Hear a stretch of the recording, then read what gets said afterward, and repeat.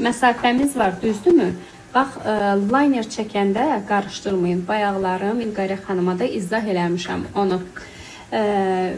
Əgər qaş-göz məsafəsi genişdirsə, yəni qaşla gözün arasında məsafə varsa, bu o demək deyil ki, siz orada qalın liner çəkə bilərsiniz.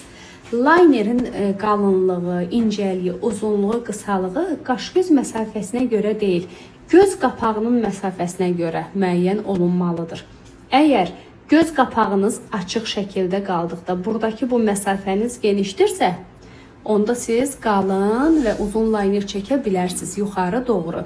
Yox, əgər bu məsafə balacadırsa, gözü açdı. Burada göz qapağının qatlanma xətti daha qısa və balacadırsa, bu zaman siz orada daha qısa və incə bir liner çəkməlisiniz mütləq şəkildə. Bax, bunu ilk öncə siz bilməlisiniz. Onu müəyyən elədikdən sonra inanın ki, çəkdiyiniz linerlər çox gözəl, müştərinin də bəyənəcəyi şəkildə olacaq. İndi dümdüz ortaya baxır, gözü açıq şəkildə.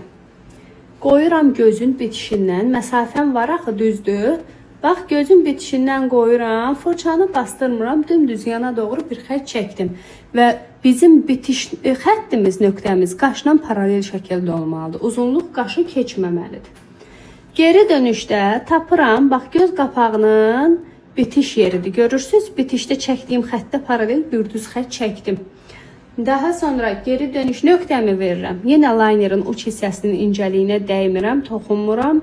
Baxın, qoyuram uç hissədən yenə bastırmadan o xəttimə dimdik fırçamı tuturam, bir düz xətt çəkirəm və deyirəm aşağı bax. Aşağı baxan kimi görürsünüz kipriyin dibinə aval yaranır.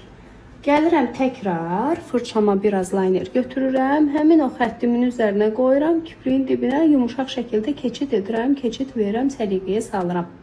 Sonra gəlirəm həmin o çərçivəmi doldurmağa, təkrar liner götürürəm. Bir balaca, əgər gözün üzəri ətli olarsa, maneə deyil sizə ki, aşağı bax əzizim, yum gözünü, buradan tutasınız, biraz qaldırasınız ki, çərçivəniz tam açılsın. Tam çərçivəniz açılır, qoyursunuz bu hissədən, zəhmət olmasa liner verin mənə. Qoyursunuz bu hissədən, kənar xətlərdən başlayırsınız. İlk öncə səliqəli şəkildə kənar xətləri doldurursunuz. Daha sonra isə çərçivənin iç hissələrinə keçirsiniz və doldurarkən diqqət edirsiniz ki, boşluq hissə qalmasın. Linerinizdə boşluqlar yaranmasın. Bir dəfə ətli gözdə çəkib liner paylaşmışdım. Çox istəmişdiniz ki, böyük gözlər üçün də çəkin paylaşın, izahını verin.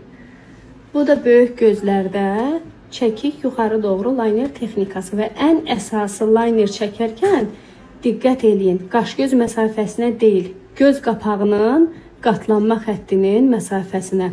Göz qapağınızın məsafəsi, xəttinin məsafəsi nə qədər genişdirsə, bir o qədər qalın, nə qədər incədirsə, balacadırsa, bir o qədər incə liner çəkə bilərsiniz. Açın gözünüzü kameraya baxın.